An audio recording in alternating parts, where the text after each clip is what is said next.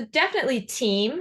Um, team is huge because if I come and buy the business and you're the shining sparkle, I can't run that business, right? So as we all know, it's a relationship game. If the key person is leaving,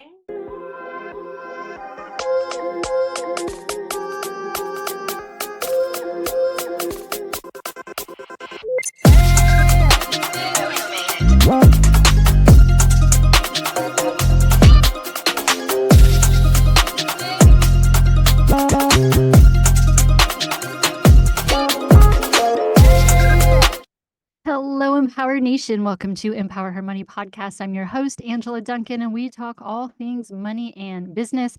Today's episode is sponsored by podcastmoneymagnet.com. If you are thinking about launching your own podcast, you have to do it now. Head over to podcastmoneymagnet.com, jump on my calendar, and I'm going to teach you how to launch your podcast in 30 days. Podcastmoneymagnet.com.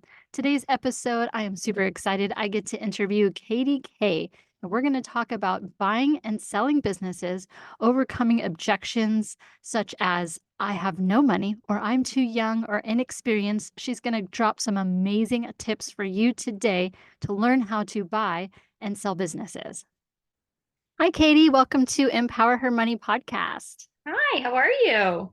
I am amazing. I am so excited for today's episode. What you are doing is incredible, and I can't wait to share with the audience. But let's first start off with who you are and kind of talk about your journey. Yeah, for sure. I'm just putting on do not disturb so we don't get disturbed here. There we go. Yes. So I started out at a really young age. I started in entrepreneurism at 19, and I always kind of say, I didn't want to be an entrepreneur. I think some of us have this big plan and this big goal, but that was not me. So I started young and I got into CBD and vape, and I had like $300. I'm 19 years old. I have a 300 credit score. I have nothing. But I got into CBD and vape and started selling it at like a local farmer's market. That's how I really started. So I would bartend and kind of start there. And I started to see this need and this demand for like a product that I was selling. And fast forward very quickly, I just wanted my first store. That was really goal number one. And then saved and saved and saved and got store number one, which fast forward turned into 12 locations globally and a bunch of wholesale locations. We had one in North America and one in Europe. And I think that was my start into entrepreneurism, to really start to learn, ecosystem and how to build a business. And, same thing, I'm kind of falling into entrepreneurism. We have to remember the age I am, but I started to pick up little things of, I can start creating my own product, work with my competition, not against it. So that's where I started the wholesale company. And so I started really kind of ecosysteming that business, to which I later went on to sell, which I know we'll talk about selling businesses a lot today. But, one thing I can say with that business is the reason I was able to sell my business was because I started the wholesale company. So something that you start, like I started with locations, didn't start with wholesale, and created my own products. But, the thing that maybe gets you to a sale was not the thing that it started with. So that's how I started. Sold that off, started getting into really buying and selling businesses, which is what I do now. I just had my last exit in commercial construction. So I still have a couple construction companies, but I had my nice big exit last year. And yeah, I just love now buying, building, selling businesses. Yeah. And I love how there's a couple objections there for people listening. One, age doesn't matter. You started at 19. No. Two, you had no money when you started. So that's an objection I hear a lot as well. So you kind of went right through that and said, nope, that's not going to be an excuse or something stopping me. And then also you not only looked at what you were selling as a product, but kind of took a step back and thought about, well, who's making this and can I make money there too? Yeah, no, for sure. And I love that we talk about those objections, because I do find, even when I go on podcasts now, we might be talking about what I do now. And, everyone could say, oh, it's easy to do now. Now you have the money, right? But to think how I started, actually a cool project we're working on right now is to prove that you don't need money to do this. I partnered with someone out in Texas to start buying pest control businesses. And we're documenting the whole thing of how it will not cost us $1. And so people really see that, you learn some skills and you really focus, you can do it with no money. So Yeah, absolutely. Now, is that going to involve some creative financing, or how are you going about that project, if you can give any details? yeah. I mean, that's what I train people on. So I train people on, when you're going after a business, how it's not real estate. There is so many ways that you can get creative with seller financing. I'm not even American, so I can't get SBA loans. All of you guys can get these SBA loans. So obviously I train people how to do that, but I don't do that. Um, and then, if there is a gap that you do need some money and you have to maybe do a friends and family raise, or you have to find, and we're not talking about a lot of money here, but let's say there is a little bit of a gap where you need some runway, how you can get strategic, and you don't have to give away the whole equity of your company, because now you have the power, you have the deal, you have this, you have that. Little things like the down payment, which is what people get hung up on. You can do a Mhm. delayed down payment and pay it in 6 months time, and then but you take ownership of the business ends up paying its own down payment in 6 months time, so that's a $0 down deal as well. So yeah, there's a lot of kind of creative things where sometimes capital is needed, and especially the big businesses, capital's actually I would argue against that. The Yeah. larger businesses are a lot easier to negotiate because nobody wants that tax hit. So as someone who sells, you're like, ooh, I don't want to take it all at once, right? Yeah.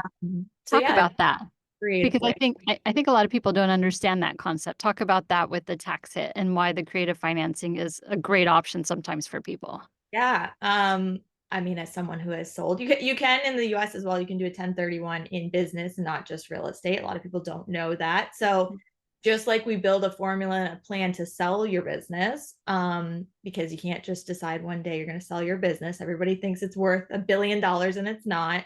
We got to make sure your financials are ready. We got to do accredited and adjusted financials. So yeah, as far as when you go to sell, you have to have two plans running at the same time. You can't just take that money and, depending what state you live, depending what country you live in, there's a lot of wealth planning that goes in prior to making that move. And does that mean you need to have a different business ready to roll? What are you going to do with this wealth that you're accumulating? And so a lot of people also think they need it all up front, and you don't. I mean, realistically, that's a personal financial thing. When you sit down and you go, okay, this is how much I live on, I really don't need to.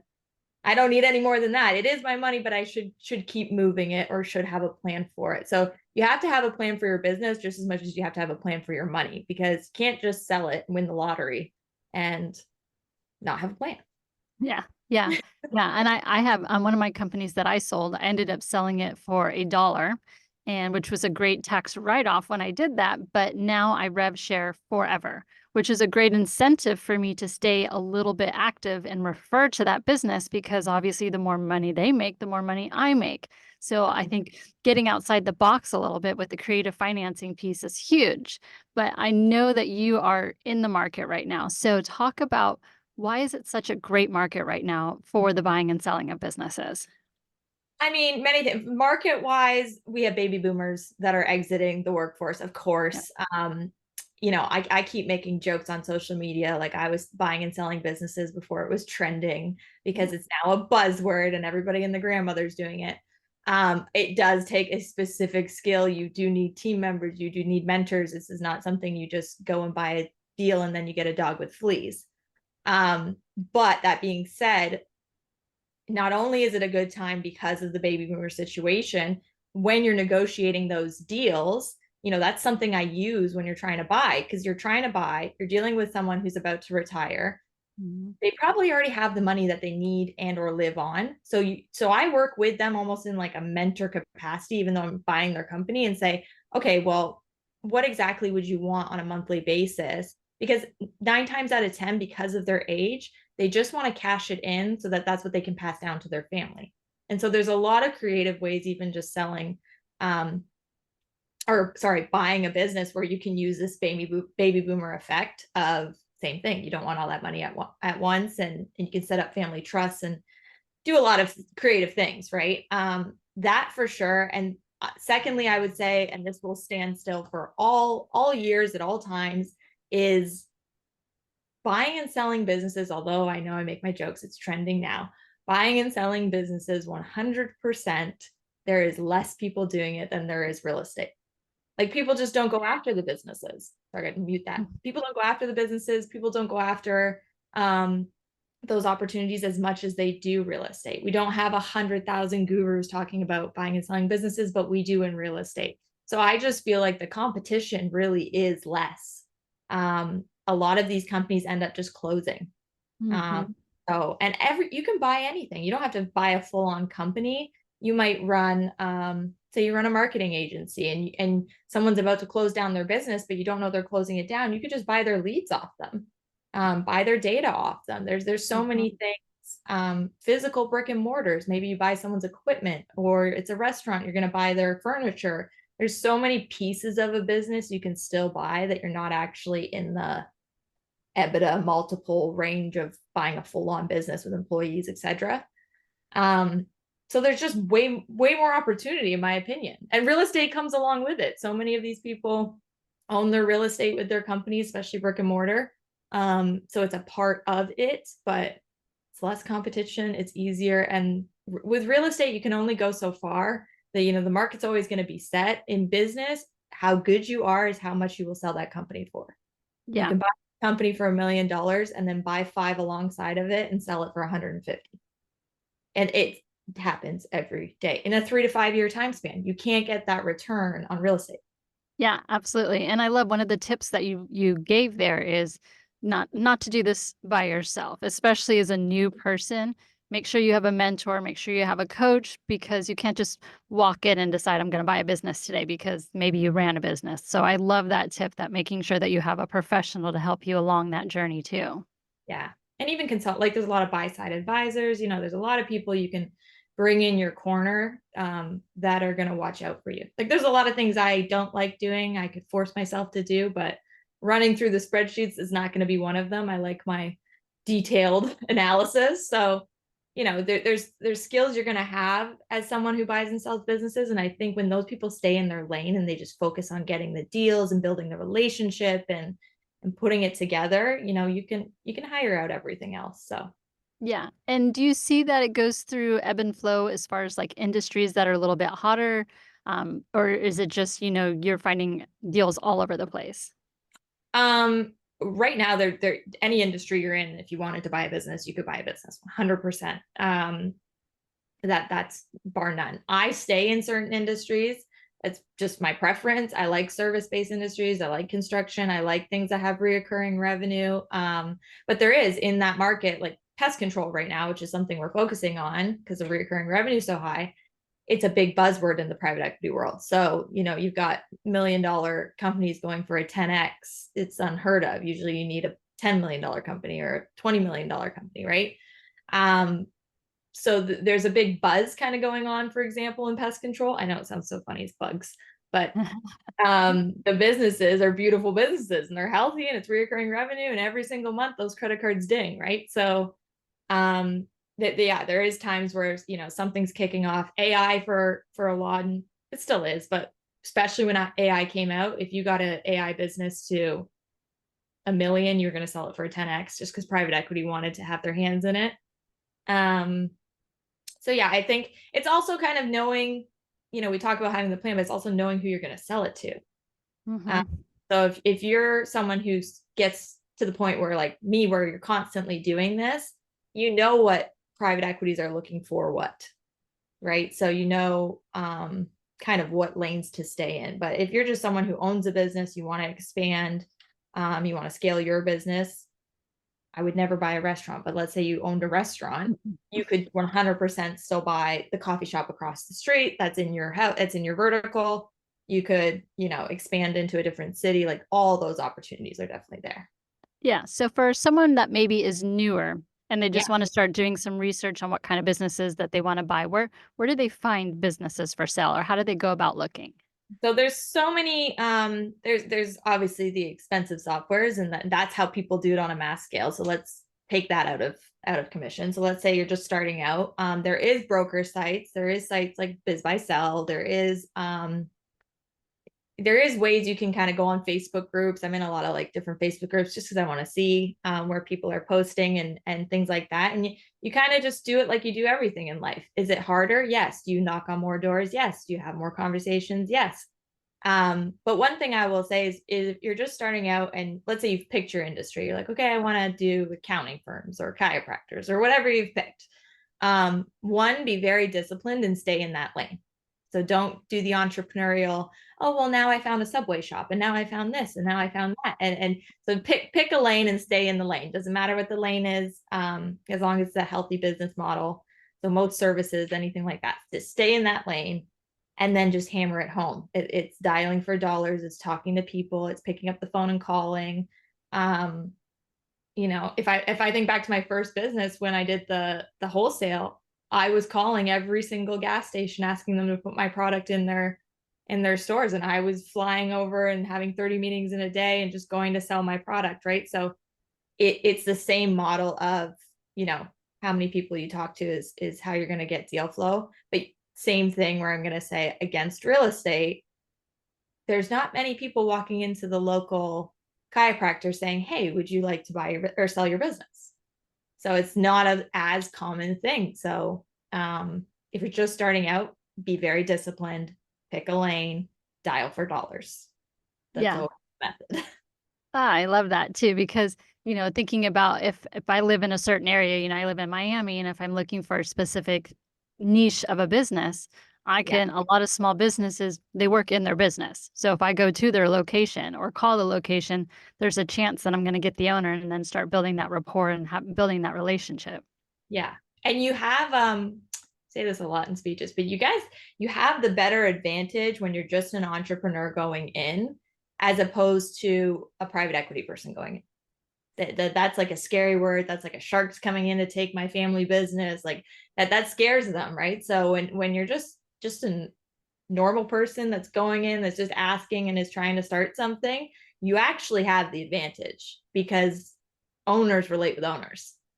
So it's actually a lot easier. And then as you advance and you start to have like maybe one deal and you have a business, like there are obviously softwares and systems where that kind of lead list I'm talking about, you can start to funnel and filter and go through that do exist out there. And then you have people that start hunting deals for you. And it kind of just all elevates like anything in life does. I'd say the most important thing in all of it is staying disciplined, and making sure you don't veer off from the category you pick.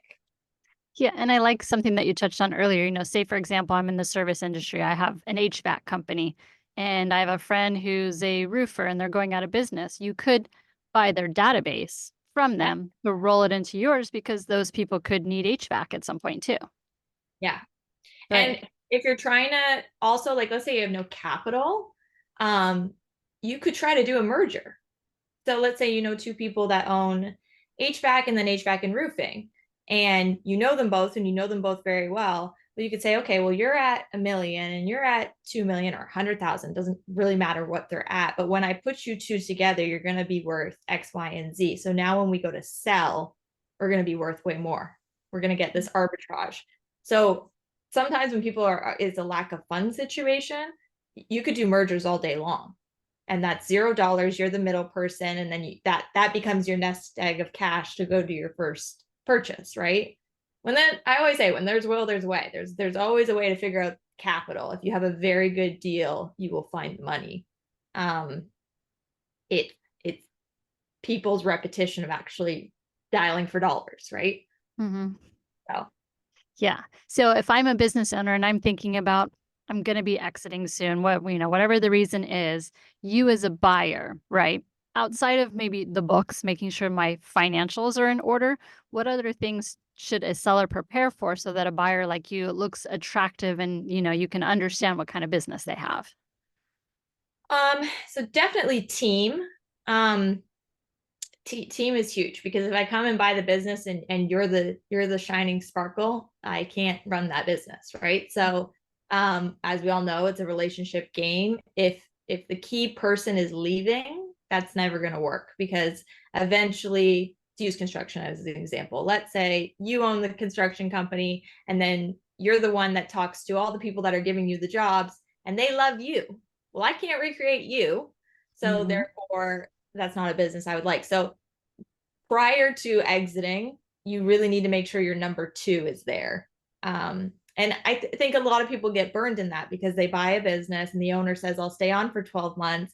And month 24, the owner's long gone and we don't have the right person sitting there to build those relationships back up with the new people. So if it is a situation like that, the owner really needs, that's where I would do $0 down, because the owner really needs to transition properly and make sure there is no kinks in that.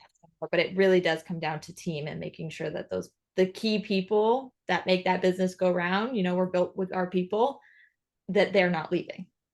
Right. Hire myself out, train them, make sure the ship is running, because that's how I'm going to exit for the most dollars. Yeah. Yeah. And you only see it too often in like the smaller ones. So if you're starting out, that is really good advice to make sure the team members are there. Usually in like a bigger company, it's not common, but in a bigger company, there is always one person that is the DNA of that business, and you got to make sure that person is staying on. Awesome. So what's next for Katie? What do you envision with your company going forward? Keep buying, keep selling, keep doing builds. I just had a big exit last year, and so I did definitely. It's a weird topic of selling your company is like an emotional toll on you, because you have 200 people that depend on you, and then the next day it's gone, baby's gone. So I don't try to rush into the next buy and build. I'm always like buying businesses and not necessarily buying them to like build multiple companies around them to sell. So I keep myself busy that way, but I always have one thing that's my engine. And it will always probably be in service and construction. So that's where I focus on. I love mentorship. I love that my clients are now doing what I do, and they're getting to see the benefits of that. So I love being able to work with them. And then once I've worked with them, I know I want to partner with them because they've listened, they've gotten the results. And so I don't necessarily coach people to be coaching 100,000 people. That's not my goal. My goal is, if you do what I tell you to do, I want to be partnered with you at some point. So that's been very fulfilling to me, because that's very similar to when I run my companies. And if my employees are doing very well, I always find a way to like bring up my employees or offer them another opportunity. And so I get that same joy in life out of mentorship. And it's a great way to make multiple Katies, because that's duplicating myself and everybody's benefiting. So I've really enjoyed that. And I don't think I would ever stop doing that in the future either.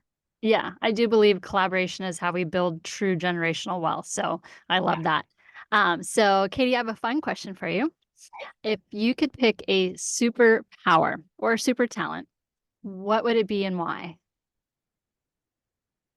As I hear an airplane go above me, I think it would be teleporting. Yeah. Strictly because time is money, and that is one thing I have learned recently is you got to be able to scale your time. But yeah, probably teleporting. Yeah, that's awesome. Get it done quicker. Yeah. Awesome. Katie, if our audience wants to get in touch with you, learn more about your mentorship or buying businesses, what's the best way for them to reach you? You can reach out pretty much on every platform. It's KDK or KDK official. And it will be verified. So careful, there's like 100 fake KDKs, but mine will be verified. I thought that was so funny for me. Having this Empower Her Money is a newer brand for me. And when people started copying it, I was thinking, oh, wow, does that mean that I'm putting out value? Yeah. It does. It is a compliment. Yeah. Yeah. Awesome. Katie, thank you so much for your time today. No problem. Thanks. Thank you so much for tuning into Empower Her Money podcast. Hope you enjoyed this episode. Don't forget to subscribe, share this podcast, and leave a review wherever you are tuning in.